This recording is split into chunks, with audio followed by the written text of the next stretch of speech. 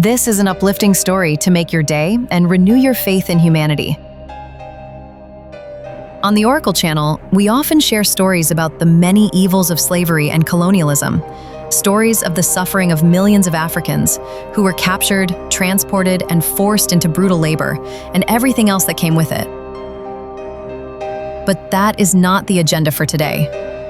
Today, we are going to tell the story of a man who acknowledged the past wrongs of his ancestors and took meaningful action to restore the cultural heritage of the people that were harmed. But let's start from the beginning. In the 19th and 20th centuries, European powers invaded and ruled African territories, extracting resources, imposing foreign rule, erasing local cultures, and redrawing borders without regard for ethnic groups. Together, these systems disrupted Africa's development, with lasting social, economic, and political effects still felt today. One of the most damaging aspects, often overlooked, was the massive looting of resources and cultural artifacts. Gold, ivory, minerals, and agricultural wealth were extracted to fuel the prosperity of colonial nations, leaving the colonies impoverished. Priceless artifacts, sacred objects, and heritage items were stolen from African kingdoms and now sit in foreign museums, far from the people who created them. This theft not only robbed nations of wealth, but also of history, identity, and a connection to their own past. One of the places that was heavy looted was the Benin Empire, which is now part of modern-day Nigeria. The Benin Empire was a powerful and advanced West African kingdom. It rose to prominence around the 11th century and reached its peak between the 13th and 19th centuries.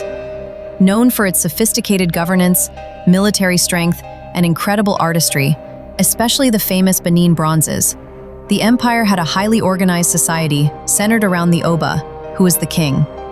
In 1897, the British invaded Benin and brought an end to the empire's independence, marking a significant moment in colonial history. During that time, 7 British officials who were on a peaceful mission to see the Oba of Benin were killed in an ambush and massacred by the king's people. This provoked a devastating response. The United Kingdom sent almost 500 men to destroy Benin City in retaliation. It's not clear exactly how many people died in the fighting, but some Nigerians have called it the most brutal massacre of the colonial era. After the killing came the looting. The British soldiers seized more than 2,000 artworks and religious artifacts, most of them hundreds of years old, which they sent back home to England. The Oba, the king, was eventually exiled to Calabar, in southeastern Nigeria, after a British court acquitted him of the killings that sparked the attack. But by the time the monarchy was restored in 1914, the independent kingdom of Benin no longer existed. It had become part of Nigeria, which was then a British colony. Most of the objects taken from the Benin Empire were sold in Europe, and about 800 of them eventually ended up in the British Museum, where they are still on display to this day. A few of the artifacts were kept as souvenirs by the British officers who were there. One of these men was a man named Herbert Walker.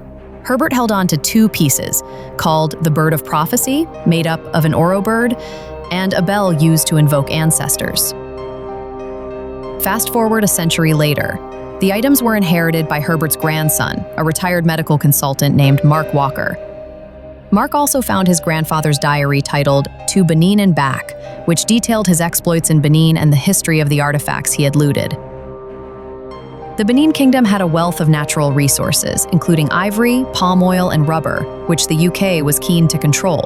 The diary also describes how the British fired Maxim machine guns and rockets at their enemies during the massacre, who were insufficiently armed to fight back, and then proceeded to take for themselves their most prized possessions. After learning of their history in the diary and doing some more research, Mark decided to return the items to the descendants of the people they were stolen from, who were more likely to appreciate them. Mark did not want the artifacts to be sold at an auction after his death. He said, "As you come into your 60s, you realize you have got to start making preparations for moving away from this life. I was asking myself, what do I want them for? Possessions aren't as important as I used to think when I was younger." He came across an organization that campaigns for the Benin artworks to be returned to the Royal Palace in Benin City. It helped him contact the right people, and in 2014, Walker traveled to Nigeria to hand the bronzes to the present king, the great-grandson of the king deposed by his grandfather and his colleagues. The Edo people of Benin expressed their gratitude to Walker for his decision to return the artifacts, recognizing his act as one of conscience and nobility. His efforts stand as a reminder that individuals can make a difference in healing the wounds of colonialism, making his story one worth telling, celebrating, and learning from. But this is not the end, nor should it be. Thousands of African artifacts were looted during slavery, colonialism, and military expeditions, many of which now sit in prestigious museums and private collections across Europe and North America.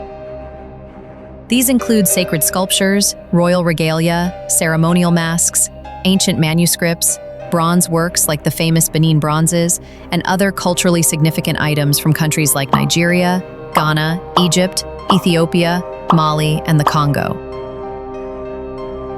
These artifacts represent more than just art to the people of these countries. They are symbols of identity, history, and spirituality.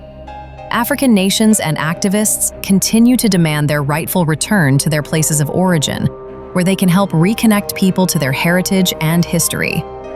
Make sure you are subscribed to the Oracle channel. We have many more videos like this coming up. See you on the next video.